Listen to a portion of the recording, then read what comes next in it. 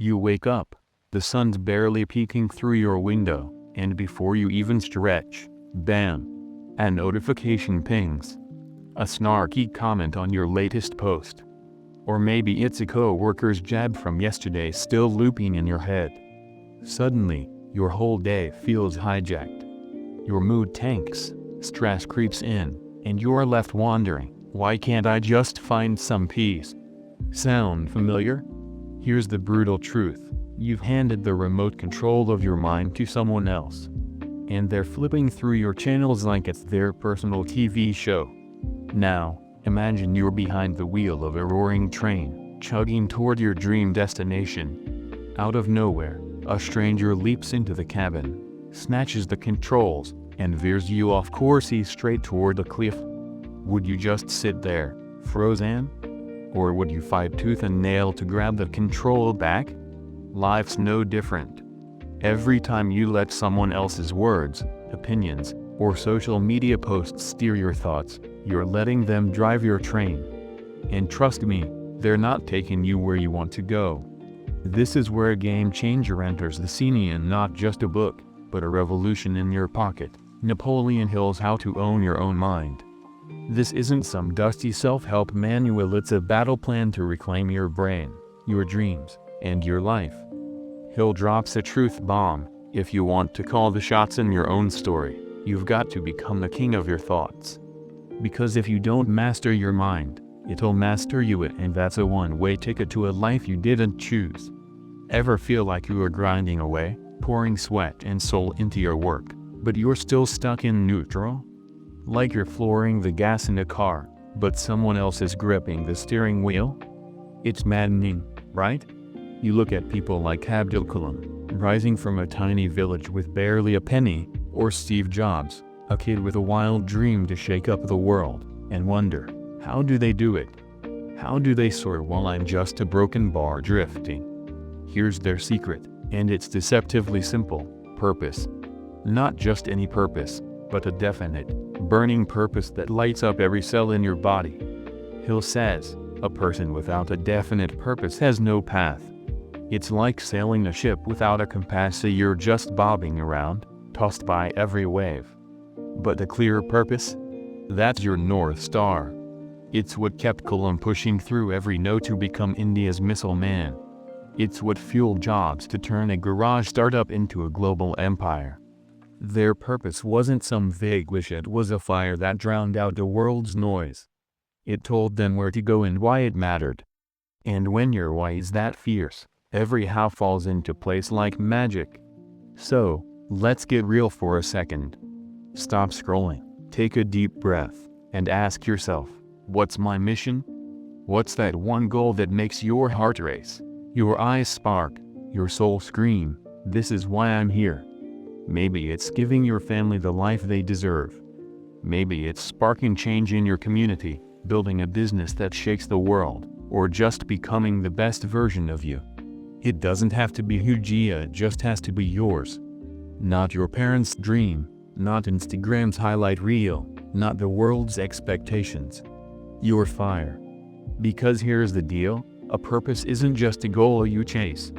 It's the fuel that gets you out of bed when you're bone tired.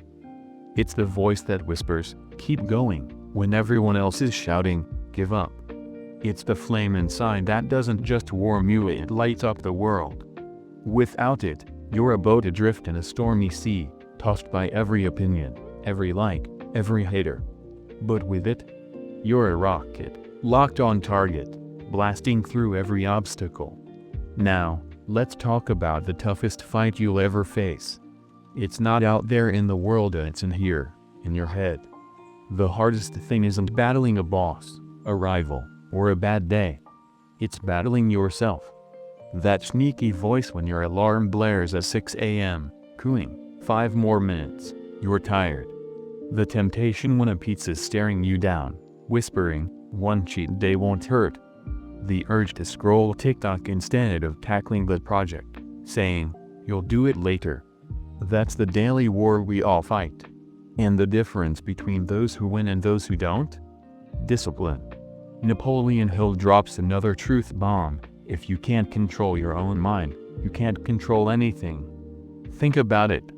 If you can't tame your thoughts, your emotions, your time, your energy, how are you going to conquer your dreams? We love to chalk success up to luck or raw talent, but let's be real, talent's just a spark. Discipline is the wildfire that turns it into something unstoppable. Look at the world's greatest athletes, inventors, entrepreneurs. Their secret sauce isn't some cosmic gift. It's that they've learned to rule themselves. Discipline isn't about chaining yourself to a desk or starving your soul. It's about knowing yourself so well that when your mind tries to derail you, you say, "Not today." It's finishing the task when you're exhausted. It's staying laser-focused when notifications are blowing up your phone. It's telling the world, "Chill, I'm busy building my empire."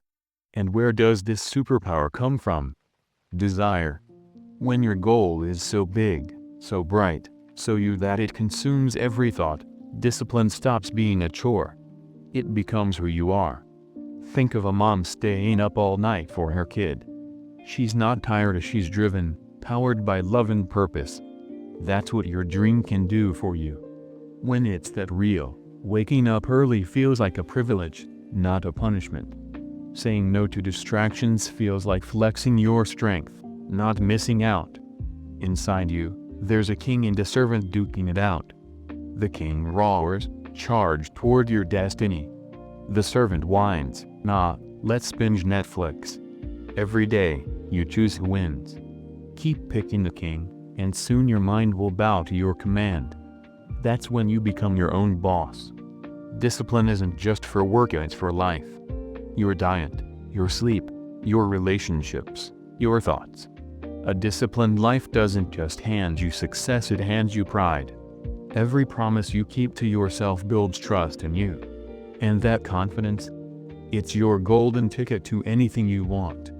Now, let's dig deeper. Ever stop to wonder, are my thoughts even mine? That dream you're chasing, that fear holding you back, that belief you cling to, is it yours? Or did the world sneak it into your head? Hill says, you become what you think. But what shapes those thoughts? Your environment. The people you hang with, the posts you scroll, the books you read or don't. They're like paintbrushes coloring your mind, and your mind paints your life. Surround yourself with complainers, doubters, or dream killers, and their negativity seeps into you. They'll whisper, "Don't aim too high. Be like us." And bit by bit, your spark dims. That's why Andrew Carnegie, Hill's mentor and a titan of industry, shared a mind-blowing trick: invisible counselors. No inspiring squad? No problem. Build one in your head. Picture a dream team: a Gandhi strategizing peace, Kalam launching rockets, Einstein unraveling the universe. When life throws you a curveball, close your eyes and ask, what would they do? Suddenly, you're not thinking small or scrambling for excuses. You're thinking like a legend, from the heights where greatness is born. But here's the harsh reality: we're drowning in mental poison. Endless social media comparisons, fear-mongering news, toxic gossip. It's like feeding your brain junk food 24/7. It pulls you away from you. If you don't clear out that mental clutter, negativity will take root like weeds. But if you plant the right seeds in uplifting books, positive people, bold ideas, your mind becomes a garden of possibilities, blooming with purpose. Look around. Everyone's sprinting after something: a trends, likes, validation, or just blindly following the crowd without a clue where they're headed. Hill nails it: independent thinking is rare, and that's why it's powerful. Most of us are on autopilot, swallowing whatever TV, social media, or the loudest voice in the room feeds us. But the history makers? They're the rebels who dare to think for themselves. They ask, why? They challenge the status quo. They carve their own path, even when the world laughs. Following the herd is easy: you don't need to think, just march along. But thinking for yourself? That's where the magic happens. It's not about rebelling for kicks, it's about weighing every idea against your values, your goals. If it doesn't fit, You don't fall out even if the whole world's headed that way. Edison didn't buy that darkness was forever, so he lit up the world. Gandhi didn't bow to an empire, so he freed a nation. They didn't just think they owned their thoughts, and that made them unstoppable. In today's world, where a new trend drops every 5 seconds and people trade their souls for likes, thinking for yourself is a superpower. If you don't, someone else will hijack your mind, and your life becomes their script. So, what's it gonna be? Blend into the crowd or blaze your own trail. Independent thinking means owning your decisions, learning from your scars, and listening to every voice but trusting your own gut. It's not easy. It takes guts to stand alone, to face the eye rolls, the "you're weird" vibes, the outright rejection. But here's the kicker: no crowd ever changed the world. The game changers, the immortals, they're the ones who walked solo. Life can hit like a freight train. One day you're flying high, the next you're flat on your face, dreams locked away, hard work seemingly wasted. It feels like game over. But Hill whispers a secret: every pain hides a treasure. Every failure plants a seed for victory. He says, every adversity brings with it the seed of an equivalent or greater benefit. The question isn't how many times you've crashed, it's whether you got the grit to stand up. Every legend has a chapter called defeat.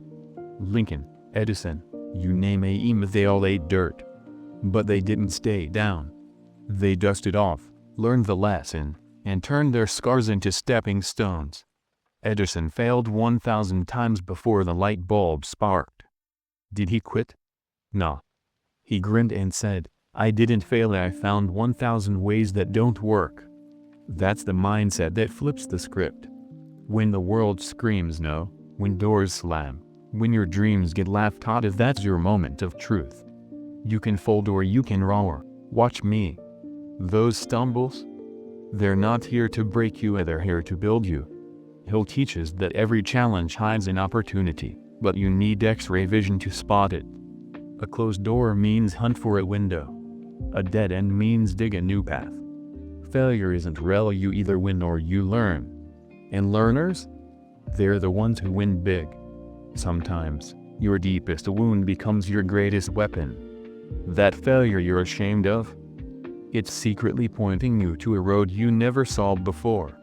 The weak wallow in loss, the strong mine it for gold and rise taller. Ever get so lost in something you're writing, creating, dreaming that time just vanishes? The world fades, distractions die, and it's just you and your mission. That's the electric rush of focus, the secret sauce that turns regular folks into legends. Hill says, do one thing at a time with every ounce of your energy. In a world where notifications ping like machine guns and we're flipping between screens like caffeinated squirrels, focus isn't just a skill, it's a superpower. We love bragging, I'm a multitasker. But let's be real, multitasking is a lie. Your brain can only lock onto one thing at a time. Try juggling, and you're just half doing everything: the half-finished work, half-baked success, half-hearted joy. Your energy chases your focus. Scatter your attention, and you're a flickering bulb. Lock it on one goal, and you're a freaking laser beam, slicing through anything. Picture a river. Let it sprawl, and it's a muddy swamp. Channel it tight, and it carves canyons. That's your energy. Focus doesn't just mean grinding, it means shutting out every shiny distraction that's not your goal. When you lock in, something wild happens. Your thoughts get sharper, your decisions get clearer, and your progress. It's like you hit fast forward. Hill's crystal clear: no epic queen of art, invention, business, happens without focus. Arjun didn't nail that fish's eye by checking his phone mid-shot. In a world built to steal your attention, holding your focus is your greatest weapon. Want to crush it? Decide what deserves your eyes, your ears, and what gets the mute button. Every day, pick one thing to pour your soul into. Every hour, check, am I on track, or am I chasing squirrels? Master your focus, and no dream is too big. It's tunnel vision for your destiny. Block the noise, dodge the chaos, and charge toward your light. We all want to be the boss of our brain, the director of our decisions. But mental mastery isn't a one-and-done deal. It's not a pill or a cheat code, it's a grind, a daily cage match with your own mind. Hill says owning your mind is a habit, not a fleeting "I'll try." Just like you hit the gym to sculpt your body, you've got to train your brain to sculpt your life. One small, gutsy choice a day. One tiny win at a time. That's the momentum that turns you into the master of your universe. Think of a train pulling out of the station.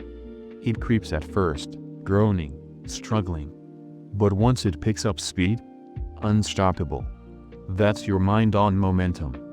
It's brutal to start, but stick with it, and your thoughts, habits, life fears they all start rolling. How do you spark it? Small victories. Hitting snooze 0 times. Starting your day without diving into your phone. Jotting down your goals. Kicking social media's siren call to the curb. Each win screams to your brain, "I'm running this show." These micro choices stack into habits, and habits forge you. We all think, "I'll start when I'm ready."